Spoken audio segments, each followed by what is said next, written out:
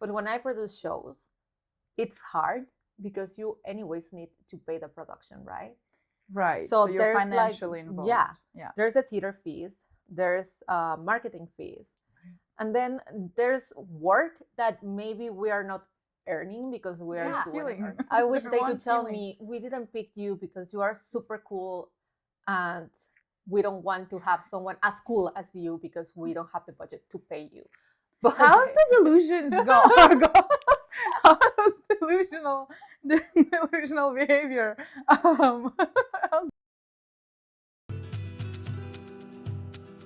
Welcome to Canada with an Accent, the podcast by Comedy with an Accent, where we celebrate accents from all around the world. Hello, everyone. Welcome to the second episode of Canada with an Accent, the podcast by Comedy with an Accent with Daria Dolan and Maria Rivadeneira.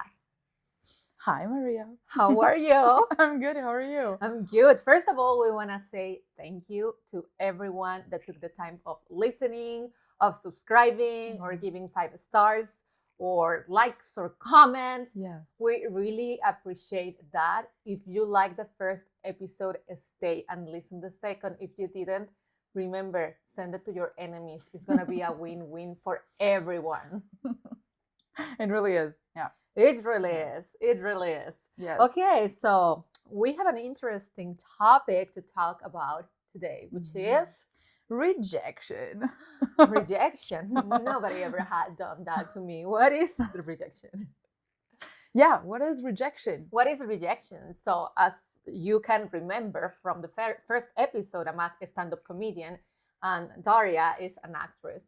So, for us dealing with rejection, it's the day today, because when you are in the show business, it's not like when you have a job that you just do an interview or many at the time and you get a job and you can stay there for 10 years and don't deal with no's and no's all the time. But when you're in acting, you have to do auditions every 2 days, hopefully every day. Yeah, the sweet spot. And if you book something, that's amazing, but probably you will do 30 auditions and then get a role of one line or something. Yeah.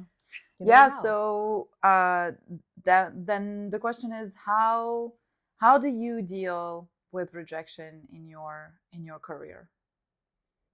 The heartbreaking. Well, I think there's different kind of rejection in the business of comedy. There could be a rejection on the comedy shows, on like the ticket sales. Okay. There could be a rejection when you are performing and nobody's paying attention, or when someone starts to yell to you and say stuff that you don't You're not like. funny.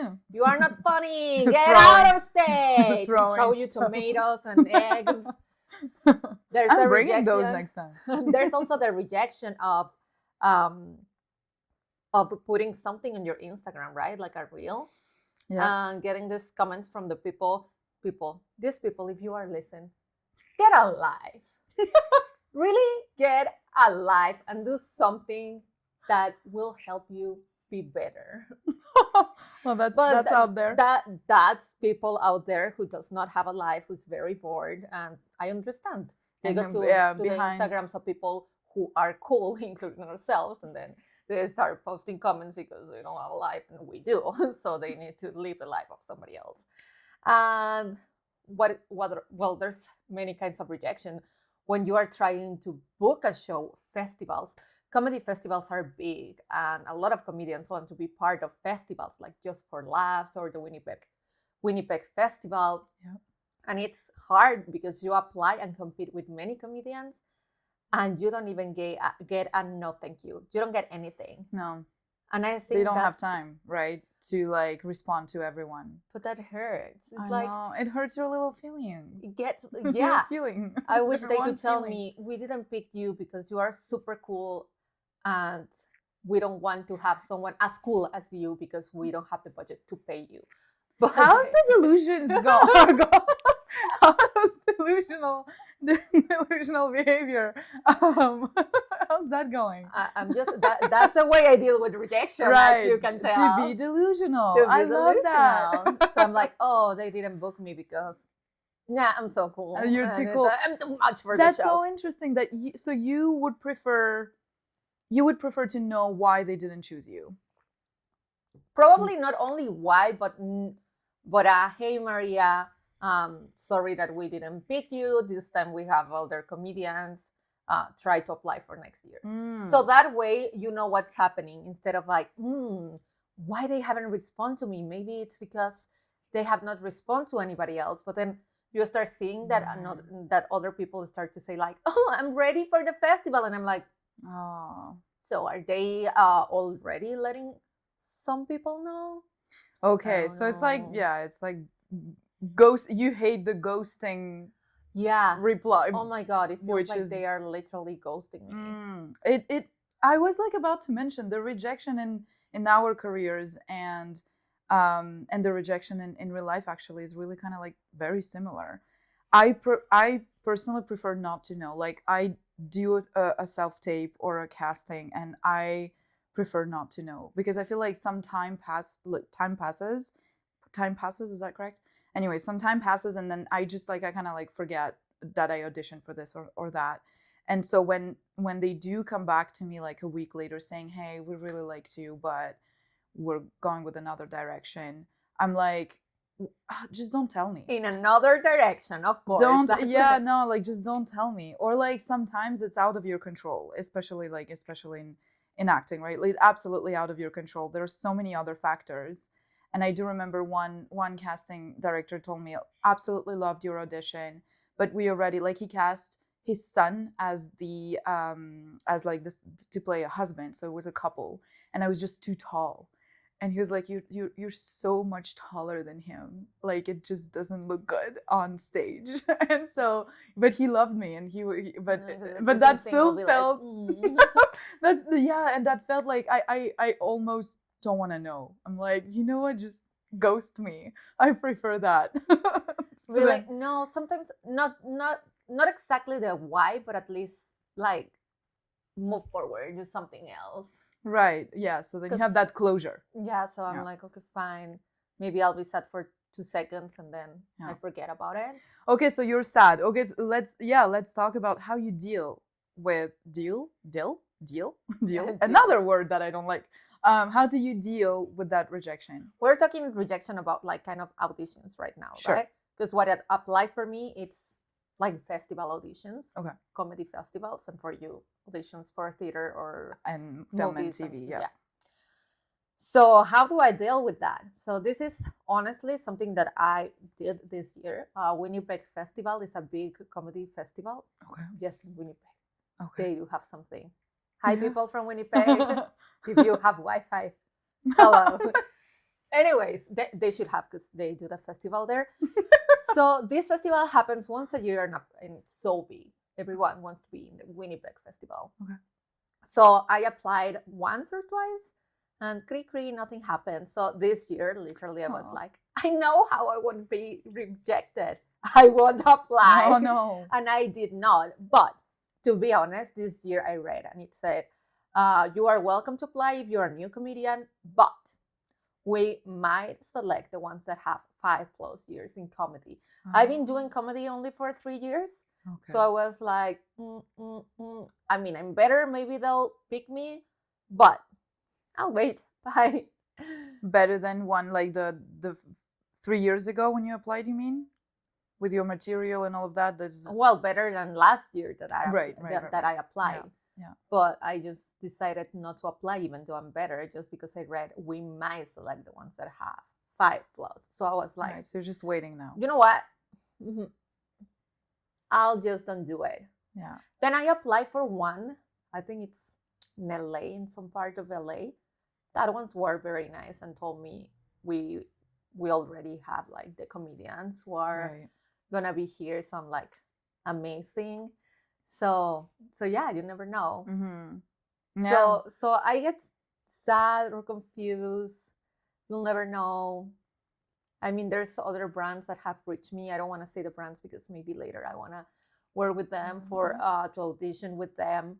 And then I know that the filming for that, it's around these dates, the ending of October. So I'm like, I think I didn't get it because they haven't told me to book my flight because they don't film in Vancouver. So of course, I know I'm not gonna be part of that project. Yeah. Or I think so. Maybe they call me tomorrow or later tonight. Exactly. Yeah. You never know. That's the worst. Yeah. Like when you don't hear back from them, it's like, oh, maybe there's that hope, right? But so, like for me, for casting and auditions and self tapes and all of that, it's like, yeah, you do it, you send it to your agent, and then like you were saying in the beginning of the podcast, get a life, get busy, do something, read a book, go for a walk, cook dinner, Don't play think about piano. Yeah, exactly. Don't think about it anymore. Because again, like to to the same point, there's so many other factors. And so just to like sit there and be like and waiting and like, oh my god, are they gonna like call me or not? Is just it's a nightmare. And I used to do that, like the very first auditions, like 5-6 years ago, the very first ones. It's like, oh my god, I remember I auditioned for this and that, and I know we started 5 years ago, 6 years ago almost. But now it's just like, cool, great, so grateful to get on audition, the opportunity to do a self tape or even like in get in the room in person. But once that's done, it's like, okay, moving on with my life and seeing some friends. Like yeah, like I was saying, like just yeah, get busy, get a life, and get busy, do something. Yeah, but sometimes it's hard, especially if you want to make a living with it, because there's Well, yeah. people who does comedy or acting as a hobby.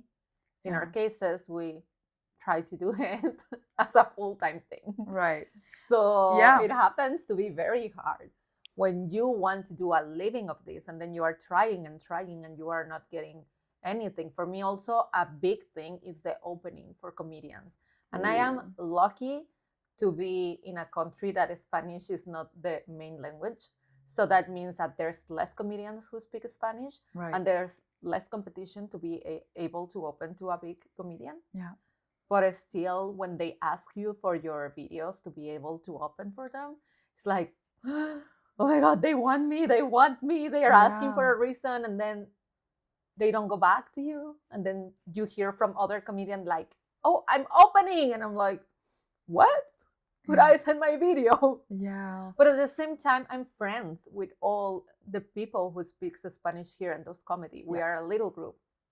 Little so community. It's like a little community. It's like our little comedy family.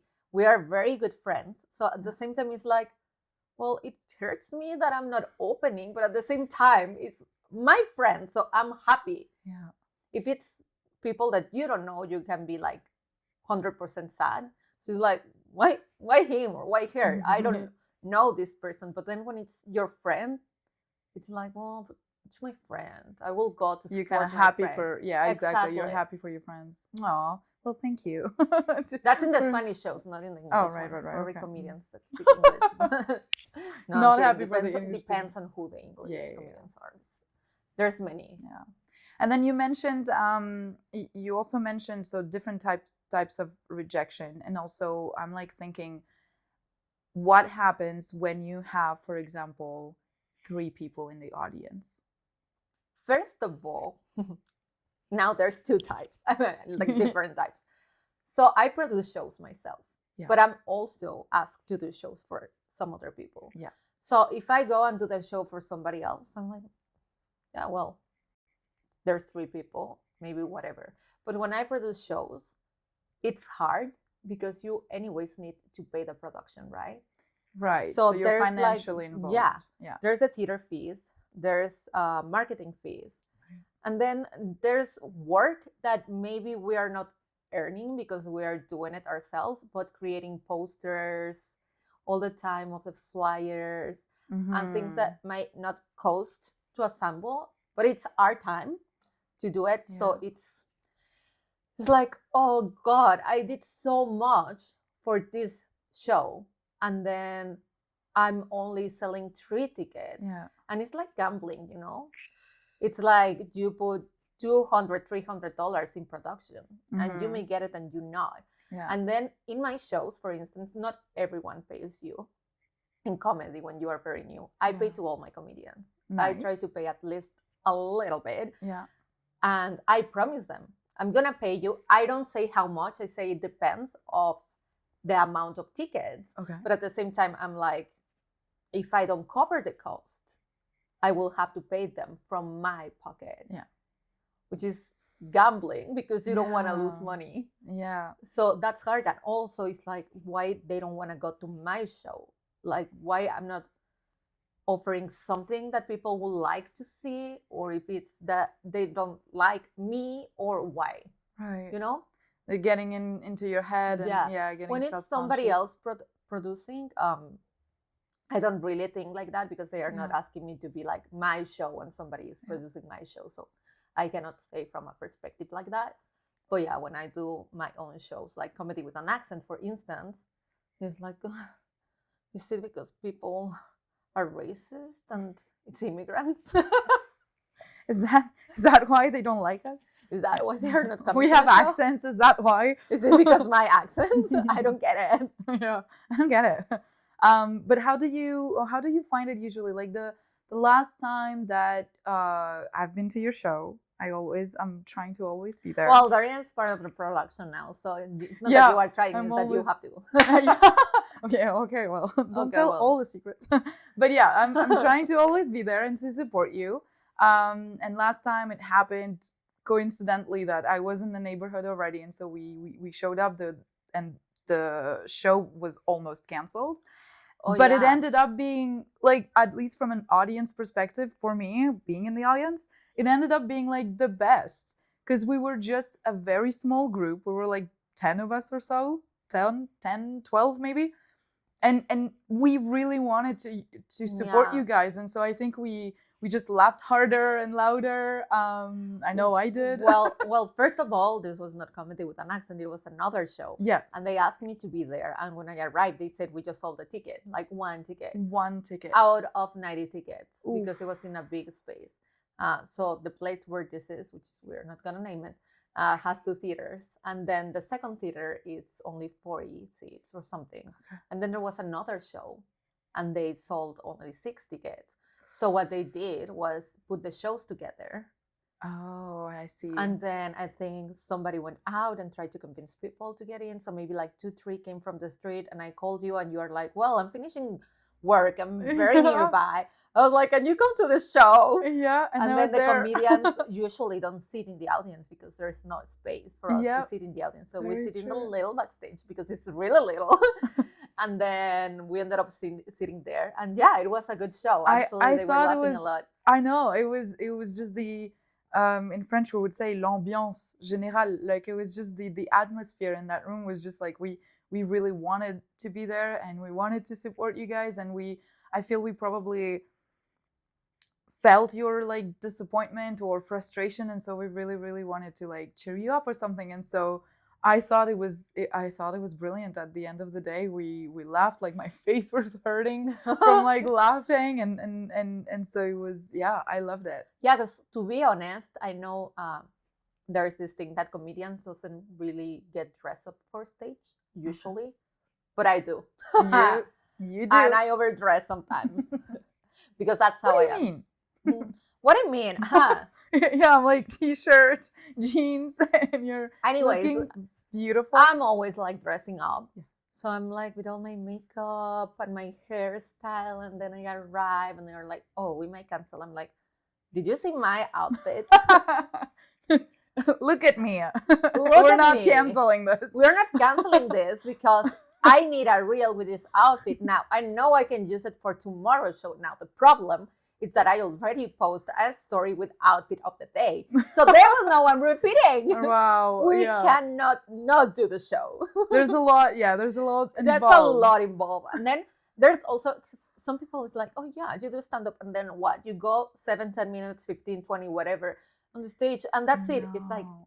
do you think that I memorized that just because I'm magical and I memorized that, or that somebody else wrote the script for me? Because in a stand-up you write your jokes, right? And then you have to learn it by heart. I know some people take notes, but because I come from the acting background as well, I like to be fully memorized Of book. Yeah. of book. So I literally learn everything, and I'm rehearsing all day while I'm doing my little hair, when I'm doing my little makeup, when I'm getting dressed, when I'm eating. I'm just repeating and repeating my lines. So it's I'm maybe 7 minutes on stage, but then 7 plus many times that I was rehearsing and I was like, this is not funny. I'm gonna cut it. I'm gonna, And I think that when you watch well, Jimmy Carr is in town tonight. So I'm gonna be there. I'm so excited. I know you must. Yeah, I wish I could have gone with you, but like even when you watch like Jimmy Carr or there's lots of comedians that I love, but now I'm blanking. Ricky Gervais. Like it seems like indeed they just walk on stage. They say their jokes. They're super funny. They walk out. You think that's it, and they go back to bed and relax and have an amazing dinner. I opened in Calgary for Sofia Niño de Rivera, which is a very famous Mexican comedian, which is one of my favorite comedians. And I'm so proud to say I opened her show. Yes, congratulations. You know how happy I was. That was huge. And after the show, she left right away to her hotel. And the manager was like, hey, Sofia said thank you for everything. She had to go because literally what Sofia does when she goes is go to the hotel and listen to the whole show that she just performed. So that way she can be like, this was not as funny. I'm going to tweak a little bit for tomorrow's performance. You adjust. So you adjust constantly. Literally working. She said when she's on tour, she's working. And then the ones that are on tour, I think Jimmy Carr was last night in Kelowna, and the night previously he was in Calgary. So they're going night over, like different nights, night after night, to do a show. So they have to go and prepare after the show for tomorrow's show and then travel. Yeah. So it's constant work.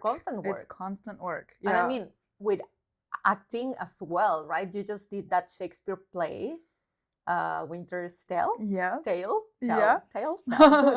Whichever.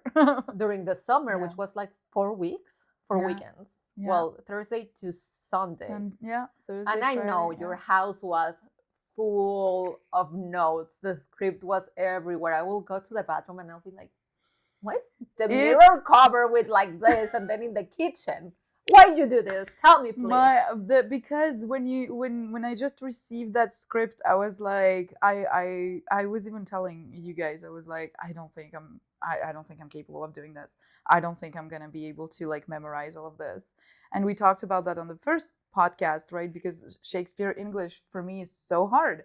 And so I did have to translate, and then as a memorization trick, I guess. It just worked for me. It was in my kitchen above the counter. It was in like I'm brushing my teeth and I see the lines and I just like it's constantly in front of me. I put it above my piano. I remember I put it in my bedroom. I put the schedule on. It was everywhere. All my walls were just like notes and my lines. And speaking of that, the theater and the Shakespeare play, we also like sometimes it would be like sold out and house was full. But what I noticed really is that when we actually had less people and lots of empty seats, in the beginning you're like, you see that like behind the curtain or backstage and you're like, oh goodness, there's like, I don't know, just 100 people or like 100. No, but like for some venues it's like that might be half of the capacity, and so it looks like empty. It's half empty or half full. But what I noticed is that indeed like it was actually the best audiences. Like it was just the best because again they want to be there. It's more intimate and maybe the sound travels better. I don't know, but like the jokes were just landing better. We as an actor, we really wanted to not let them down and still perform as if you were performing for a lot of people. And I like I always say, even if it's just like 3 of my best friends and that's it, I want to perform as well as I can, as good as what's the expression? Yeah, like to do just my best for even those 3 people because they count just as much. And so I think each people is one, right? So if it's 1,000 people, it's exactly the same. I mean, the venue is bigger, of course, but you are performing for each of them because everyone has different minds. So So someone will love really, you, someone really, won't. it So really, doesn't really, matter.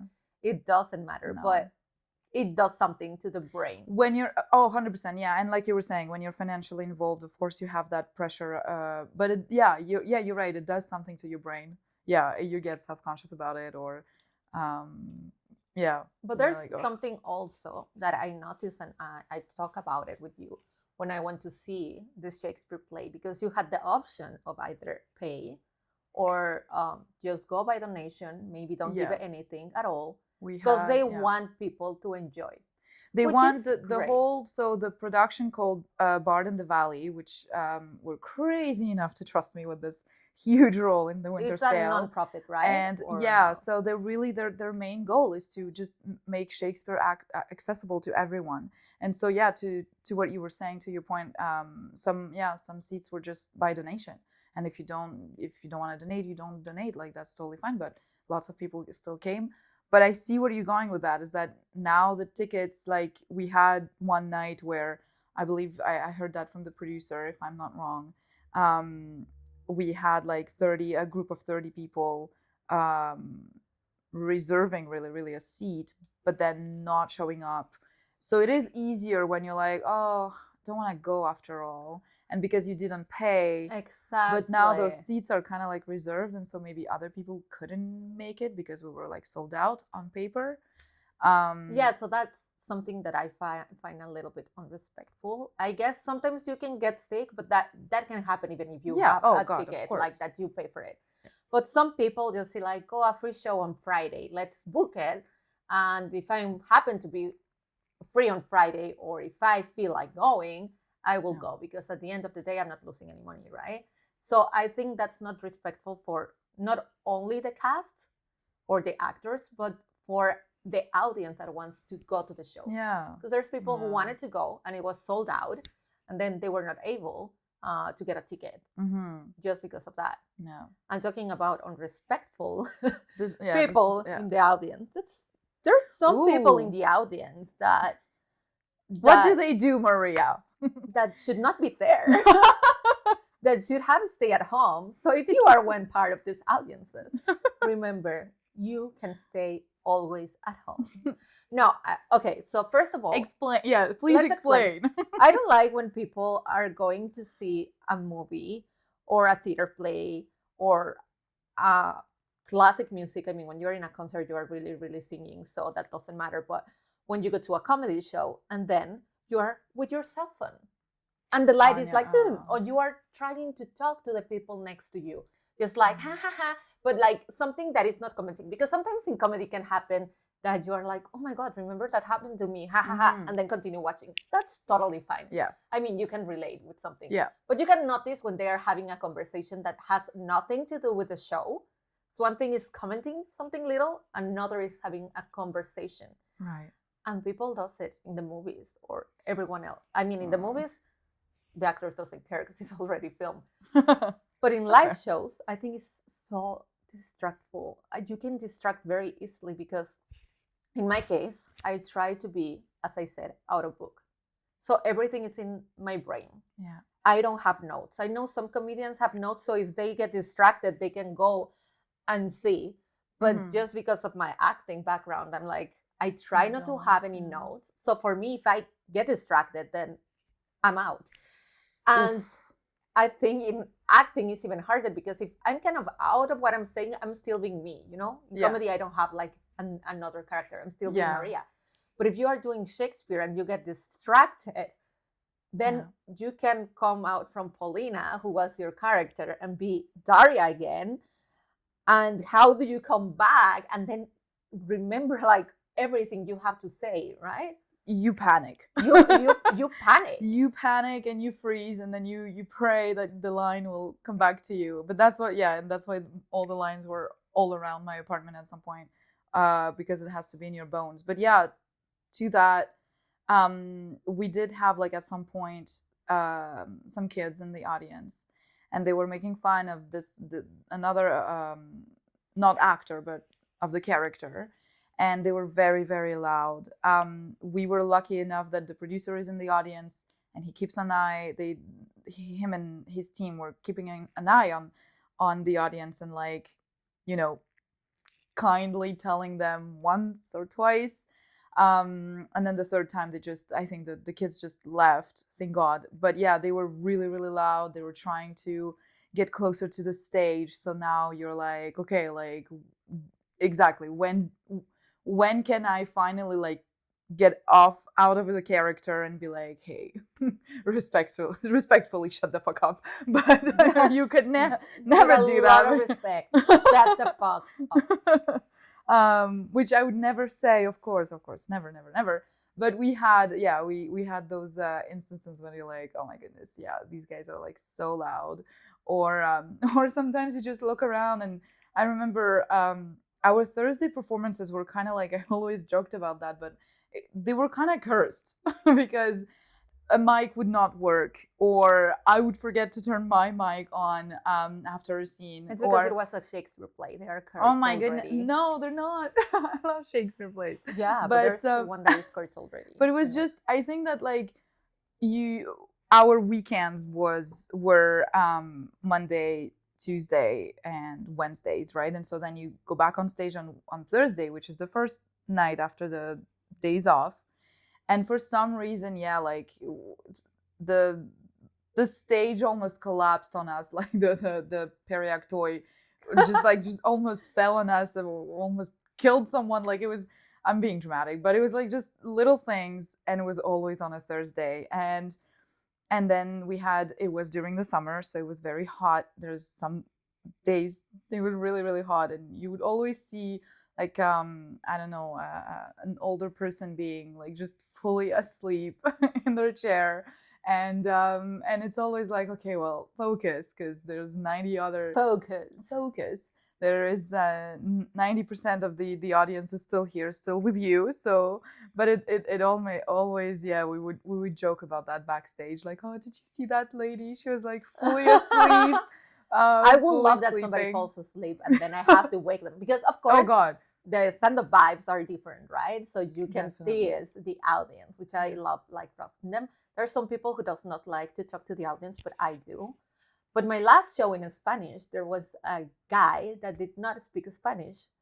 Oh, yeah, he just thought maybe it's an He didn't get amazing idea to go to a Spanish show and memo. not get anything. I didn't get the memo. I think he was with his wife and the group of friends of the wife that they did speak Spanish.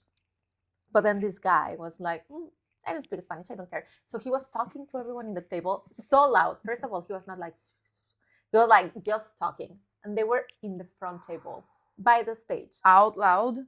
Fully having a conversation? Fully having a conversation. Oh, wow. I first was like, then I was like, Please. do you want to come to stage? Oh, sorry.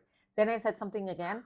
And the wife was like, oh, he does not speak Spanish. I'm like, in English.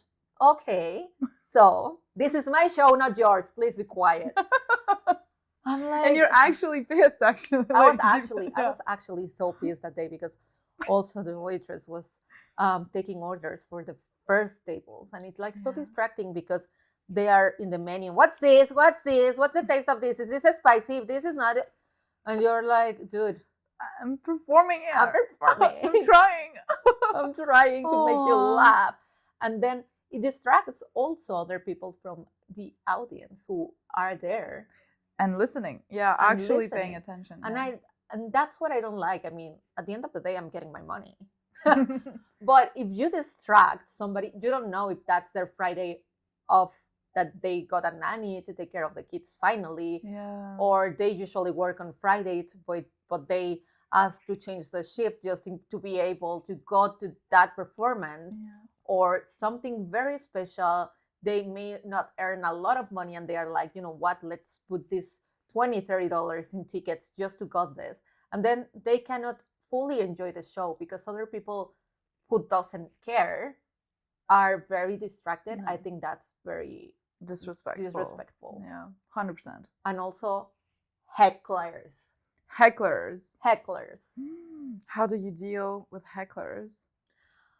Well, I've just had very less trying to say something to me, and I just say something again like, okay, enough. this is my show, not yours. Okay, so you have kind of like those jokes already kind of like pre-made, and so you know how to still be funny, but at the same time being like, hey, you're actually bothering the show here. Yeah, exactly. You Okay. have maybe like a little response, but you don't. I mean, nobody ever had offended me. No. No, Not yet. yet. Well, your first maybe the like I'm we were talking about that, and I'm like kind of almost looking forward to have that first negative comment, because I do not have a thick skin when it comes to that. once one told me I was racist because I said, "Oh, is there white people in the audience?" Yeah. And then two said like us, because usually immigrants come to my show, right? Yeah. And I said like, "Oh, you're the minority," and I could hear like they were like, "That's racist." I was like, "That's not racist. Let's not go there." Right. But how do you even deal with like like people online commenting on your videos, or your the reels you're making? So at the very beginning, I was literally hiding them. So you can hide them, and if the one who comment go back and see, it looks for them, but other people cannot see that it's there. So I was like, I'm hiding it, but then you get tired of hiding them. And then there was a point that I was like, okay, I'll delete it, which is kind of the same thing. But I was a little concerned, like if I delete it, they may see I delete it, so they will comment again. And at some point, I literally closed the commenting section, like there was no commenting. Then I was talking to a friend who's into comedy, and he's very good in social media. And he told me, you know what, you should leave comments on, because that helps the algorithm, right? So if you don't let people to comment in your videos, then how they are gonna attack their friends, or maybe they will attack you. But anyways, the algorithm will be like, oh, people is commenting. Comment. Let's show it to somebody else. Positive or negative? It's positive or negative. Right. So now I leave them. So the algorithm is like, depending on what they say, sometimes I'm like, hey, thanks for moving the algorithm. Then sometimes they have told me you are not funny, and I'm like, thank you very much. That's exactly what I was looking for. And I put hearts to them. I learned this from Tina Fey, which is a very famous comedian. She's more into improv and sketch. Yeah. She was an actor and director and writer. She was part of SNL. And I read her book, and she literally has a whole chapter of Tina answering the tweets of her fans. Yeah. And then, Tina, you are horrible. Thank you very much. I'm gonna let you know what kind of creams do I use. Things like that. So I was like, you know what? That's so smart. It's like reverse psychology.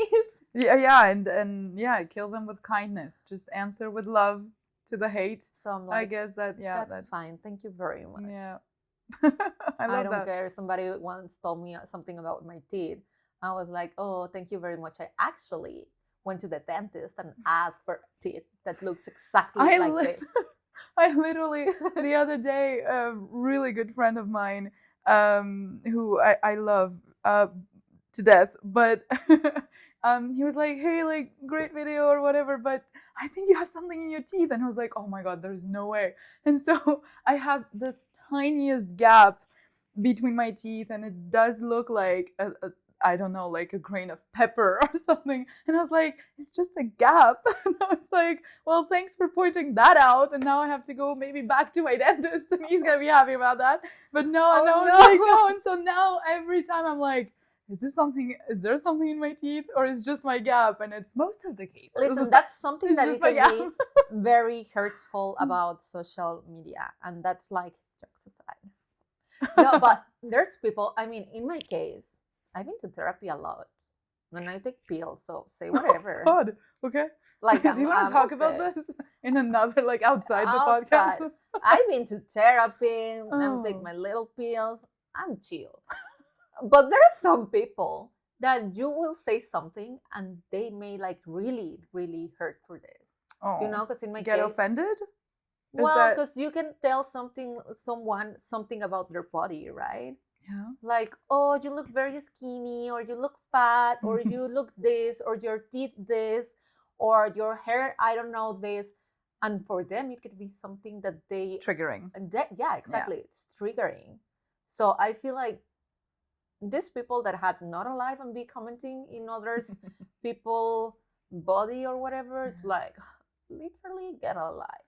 Yeah, right. Yeah, people commenting on your appearance. Yeah, 100%. It's like I can't change that. So I can change yeah, that because you know what? That's how I came. just But move on. why do you have a cartoon picture in your Instagram and it's private and it says you only have 2 posts? Maybe And because 12 friends. you Yeah. look very horrible and you like just to tease people and tell them that they are horrible, but you are even worse because you don't even put your picture on Instagram. So Right. Yeah, no, you have a point when you're like, yeah, the just kill them with kindness and just being like kind in your comments and in your replies. But it's definitely it takes some courage. Like it took me 2 days after the first podcast was out, and you were like, Daria, did you promote it? And I was like, yeah, I'm just busy. Like I'm at work and I'm doing this and that. And you were like, Daria, did you do that? And I'm like, yeah. And then yeah. finally 2 days later, I was like, okay, before she kills me, I'm gonna do this. I'm gonna do this. And then actually, my friends were so supportive and so happy and so kind that yeah, I was like, have the best friends in the world. Yeah, I love the friends who support all these things because I know sometimes they'll be like, "Oh, she's sick and asking me for a like, and for No, a watch, not and for a even. view." Yeah, I don't want to be. Yeah, I don't want to be that person. I don't want to be pushy. I don't want to I'm be. that person now. You are. I literally, let me tell you something. I've always I hate the sales. I have a lot of family who's into sales and Yeah. this multi The background multi-level- is oh my following. god, happy Halloween. I know, right? I have a lot of family who's into these multi-level companies that they have to sell and make people get into the company and sell more and sell Right. more. I will never be able to be Oh, like, no. hey Daria, do you want to buy me this class? Look, it's Yeah. very good. I can't. And I have family Terrible and friends who are salesperson. very good that they convince you. I'm like not good. And then after comedy and producing my shows, I'm like, or I sell it or I pay it. Buy the ticket. Go to the show. But there must be an approach. There must be a better approach than just like um killing your friends with with the the look you're giving me right now. No. Of course, you are like with a nice approach. Yeah. I like to always show like that the show is gonna be different, right? Yeah, and it's true that you have multiple yeah, it's not the same material all the time because you are adjusting it all the time, and then you have multiple and different comedians. Yeah, and from So it's different always places. new. So I have some friends, but now other people who are coming to every show just because they want to see different comedians. Yeah, and these comedians Hmm. coming from different countries, which by the way, in my little Instagram post, I said countries, and then for the next 2 days, I was just like, Daria, you said it wrong. You said it wrong. Countries, and then even Dave made fun of me. It was countries. Well, I have an accent. We can deal with it. But yeah, so they're coming from different countries, and then they bring their own, really their own friends, and so that makes the audience like you're most of the nights you are sold out. Most of It's the nights, amazing. Yeah. So that you are doing a good job after all. And next one, I did the little tweak because it's around Halloween Yes. to be like bring your costume and you can get a prize. So it's gonna We're be. getting a prize? I did not know that. It is the advertisement. Oh, see, I don't If win. you win. Okay, well, I'm coming as Cruella. Can I win, or because I'm a friend I can't win? We'll think about it. Ugh, okay, but I'm coming as Cruella. Well, if you and go I'm to the stage for the little activity Oh. to win, Oh God, yeah. oh God, oh God. Never mind. You're an actor. You will come to the stage. Oh. But anyways, I think we are about to wrap. But Okay. next week, we promise Dave. The thing is that Dave is a very busy. He's a very busy man. Very busy man. Very busy man. But he will be here next week. Our first guest, Maria. Our first guest ever. Yes. Our fairy godfather. Yes, Dave. Finally, we're gonna introduce Dave. I He's feel like from- lots of people have heard about him now, and I always talk about him. Does Dave I even love exist? Dave. Yeah, does he? Are Is- we being delusional? Is Dave even real? Is Dave real? Does Dave exist? We're gonna I find already out. asked that. Is he really from Indonesia? I will find out. We'll find out in the next We'll have him episode here. of Canada Of Canada with an an accent. And again, if you like the show, like it. Thank you very much for the ones who already watched the first one, subscribe, give a like, 5 stars. If you haven't done it, there's never too late to do it right now. Never too late. Never too late. So we'll see you next week in here. Canada with an accent. Thanks for listening to Canada with an Accent, and don't forget to subscribe.